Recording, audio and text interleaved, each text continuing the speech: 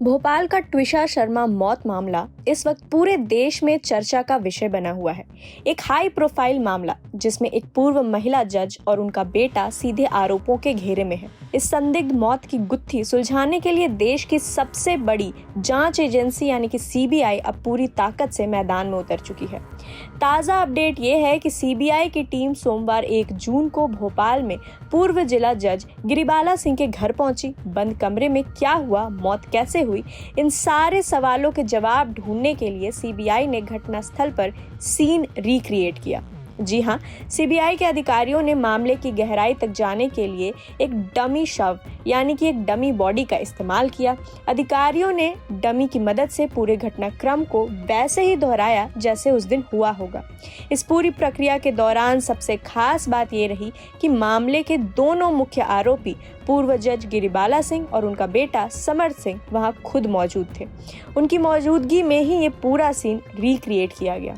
CBI ऐसा इसलिए कर रही है ताकि घटना से जुड़ी परिस्थितियों को बारीकी से समझा जा सके और जो सबूत अब तक मिले हैं उनका मिलान किया जा सके कि कहानी में कितनी सच्चाई है। अब आपके मन में सवाल होगा कि आरोपी इस वक्त कहाँ हैं, तो आपको बता दें कि भोपाल की जिला अदालत ने पूर्व न्यायाधीश गिरिबाला सिंह और उनके बेटे समर सिंह को 2 जून तक यानी 5 दिनों की सीबीआई हिरासत में भेजा है।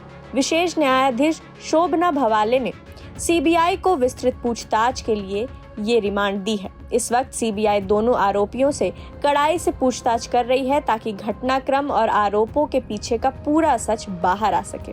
चलिए आपको थोड़ा पीछे ले चलते हैं और बताते हैं कि आखिर ये पूरा मामला शुरू कहां से हुआ। दिसंबर 2025 ट्विशा शर्मा की शादी भोपाल के रहने वाले समर सिंह से बहुत अरमानों के साथ हुई।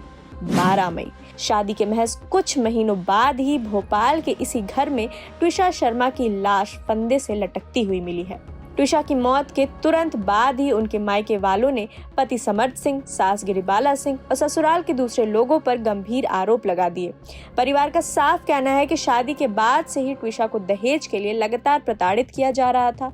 उन्हें मानसिक यातनाएं दी जा रही थी। इस वक्त मामले की जांच नए कानून भारतीय न्याय संहिता 2023 और दहेज निषेध अधिनियम 1961 की गंभीर धाराओं के तहत की जा रही है। ट्विशा के भाई मेजर हर्षित शर्मा ने न्यूज एजेंसी ANI से बात करते हुए कहा, ये मामला अब सिर्फ मेरी बहन ट्विशा तक सीमित नहीं रह गया, ये समाज में दहेज उत्पीड़न के खिलाफ एक बड़ी लड़ाई बन चुकी है।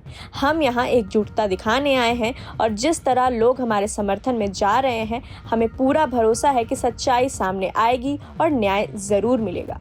ये सब कुछ उन्होंने कहा ट्विशा शर्मा केस में एक साइलेंट प्रोटेस्ट के दौरान।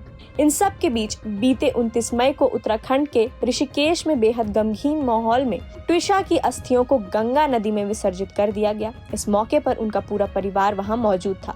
ट्विशा के पिता नवनिधि शर्मा ने बताया कि उनकी बेटी को ऋषिकेश और गंगा नदी से एक खास लगाव था, एक भावनात्मक जुड़ाव था। इसलिए परिवार ने उनकी इसी आखिरी इच्छा और भावना का सम्मान करते हुए ऋषिकेश में ही अस्थि विसर्जन करने का फैसला किया। फिलहाल सीबीआई इस पूरे मामले के हर एक पहलू पर जांच कर रही है।